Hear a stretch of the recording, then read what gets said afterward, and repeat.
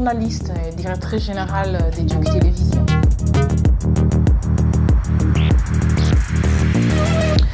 Ce métier de journaliste me passionne depuis que je suis toute petite. J'ai regardé mes aînés à la télévision, il y a notamment Chantal Kanimbo, une icône dans ce métier.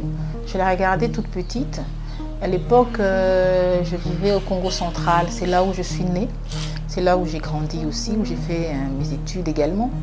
Et donc je la regardais à la télévision, elle et tant d'autres, Madame Sakumbi, père son âme, et tant d'autres aînés dans le métier. Donc c'est un métier qui me passionne depuis toute petite et je me suis toujours dit c'est ce que je veux faire, c'est ce que je ferai quand je serai adulte. Comme dans tous les métiers, ça ne manque pas quand on arrive. J'ai fait l'IFASIC, journalisme politique extérieur à l'IFASIC. Et quand je suis arrivée en G3, en troisième graduat, j'ai été envoyée par l'IFASIC à Raga Télévision pour un stage académique. Et donc, après ce stage académique, ma prestation a été, je dirais, plutôt bien. Et donc, j'ai été retenue pour poursuivre mon stage. Mais il y a une grande différence entre la théorie et la pratique. Et donc, la théorie, ce qu'on apprend à l'université, est assez, je ne dirais pas très différente, mais la pratique exige beaucoup d'autres choses. Et donc, le fait de s'intégrer dans une rédaction, on y trouve des grands journalistes de renom. Et quand on arrive, on n'est pas connu du tout, on est toute petite. On est d'abord impressionné par ces grands noms de la télévision et il faut se faire sa place. Et donc voilà les principales difficultés. Et quand je suis arrivée là-bas comme stagiaire, journaliste reporter, et donc aller faire des reportages sur le terrain. Le plus difficile, c'est de faire des interviews. La première fois qu'on tient un micro, on a la frousse, c'est tout. Il faut faire des interviews, poser des questions. Après le terrain, il faut rentrer à la rédaction, rédiger son papier de commentaires. Et les responsables de l'époque, ils charcutent votre papier avec des remarques. Vous êtes gêné, tout ça c'est difficile, mais quand vous êtes passionné comme moi, je l'ai toujours été, passionné de ces métiers, vous faites toute petite, vous êtes humble, vous apprenez. C'est pour ça que vous êtes là. Et puis après ça va vite. Voilà. Je vais vous surprendre, je n'ai jamais travaillé ailleurs. J'ai fait plus de 10 ans à Raga Télévision. Je suis arrivée là-bas comme stagiaire académique. On m'a retenue et puis après j'ai été embauchée plus tard quand j'ai obtenu mon diplôme de licence à l'IFASIC. Et depuis, j'ai toujours évolué à Raga Télévision jusqu'il y a 6-7 mois. J'ai été promue directrice générale d'Educ Télévision. Voilà. La femme doit constamment faire ses preuves. Et donc, moi je suis d'avis que la télévision est faite pour la femme.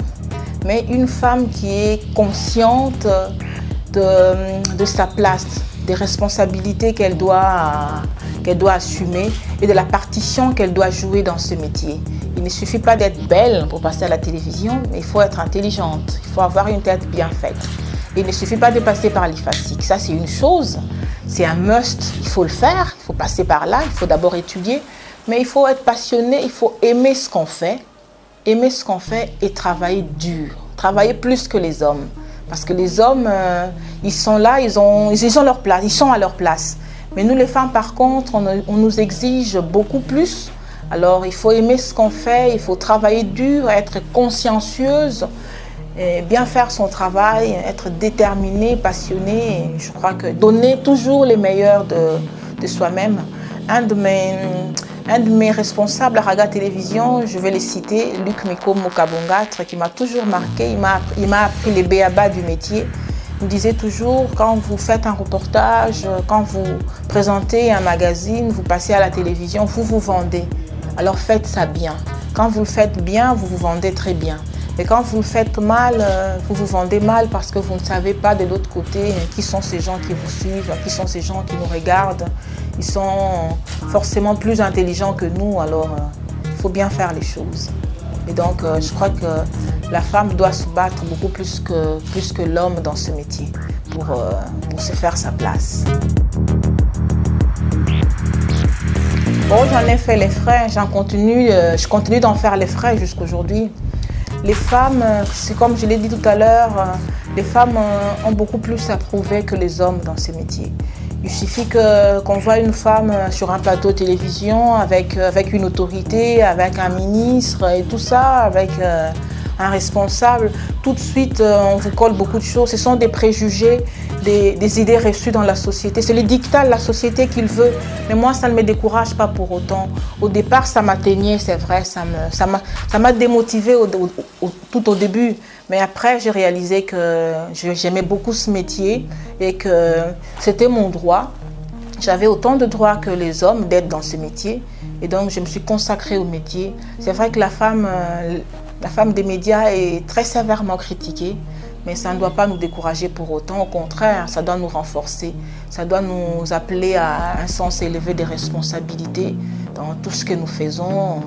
Comment faire notre travail, notre attitude, notre comportement, notre savoir-vivre dans ce métier. Et ça appelle beaucoup de responsabilités, mais je dirais que ce sont des préjugés, des idées reçues, parce qu'une femme ne peut pas réussir au même titre que les hommes. Forcément, on dit que la femme... Nous sommes des femmes. La femme a son charme. C'est normal, nous sommes des femmes, c'est Dieu qui nous a créés ainsi. On ne va pas demander à la femme journaliste de faire fi d'être une femme, de faire fi de ses qualités de femme et de faire comme les hommes et tout ça parce qu'on est femme. Non, on est femme et on a notre place dans ce métier. Mais il faut se battre. Et on ne se bat pas avec le maquillage, on se bat avec sa tête et sa détermination de donner plus que les hommes, de bien faire son travail. Et vous verrez que ces préjugés-là, avec le temps, ça finit par passer. Les gens finissent par se lasser. Il suffit que vous fassiez bien votre travail. Les préjugés finissent par tomber, vous passez très vite à autre chose. Vous continuez votre route. L'essentiel, c'est de garder les caps, d'avoir des objectifs dans ce métier. Qu'est-ce que vous voulez? Vous êtes dans ce métier pour faire quoi? Il faut le savoir dès le départ. Vous êtes dans ce métier pour quel objectif? Qu'est-ce que vous recherchez? Et donc, quand on a des objectifs, on se fixe des objectifs, on a des missions à atteindre, on reste droit dans ses bottes et on avance. Peu importe ce qu'on dit, peu importe les circonstances. D'abord, je félicite ces jeunes sœurs qui me prennent pour modèle. J'en suis honorée et flattée, merci. Et donc, tout ce que je peux leur prodiguer comme conseil, c'est d'aimer, c'est d'être passionné par ce métier. Il faut l'aimer, il faut aimer ce qu'on fait. Quand on aime ce qu'on fait, on donne le meilleur de soi-même. On est prêt à n'importe quel sacrifice pour que ça marche, pour que les choses se passent de la plus belle manière. C'est vrai, ce n'est pas facile. Je ne suis pas une vendeuse d'illusions. Je ne vais pas leur dire que c'est facile, il suffit de claquer les doigts, il suffit d'aimer ce qu'on fait. Il faut aimer, il faut savoir pourquoi on veut faire ce métier et se donner le moyen d'aller à l'école, étudier, on commence d'abord par ça, aller à l'école, aller à l'université. Si on ne peut pas faire l'université, il y en a qui apprennent dans l'État, mais il faut apprendre. Il faut apprendre les b.a.-ba du métier, savoir ce qu'on veut, s'élancer, se donner le moyen de réussir, beaucoup travailler surtout, c'est beaucoup de sacrifices. Au début, ça ne paye pas, c'est beaucoup de sacrifices et il y en a qui laissent tomber. Au début, c'est difficile, ce n'est pas facile. Moi, ça fait plus de 10 ans que je suis à la télévision. Je vous dirais que j'ai tanné ma peau, j'ai roulé ma bosse. Parfois, vous ne demandez qu'à faire votre travail, mais on ne vous laisse pas le faire. Vous allez à la recherche de l'information, les portes vous sont fermées, mais on ne les arme pas pour autant. Il faut être tenace, et voilà. Il faut tenir bon, il faut beaucoup travailler, apprendre les métiers, se donner à fond.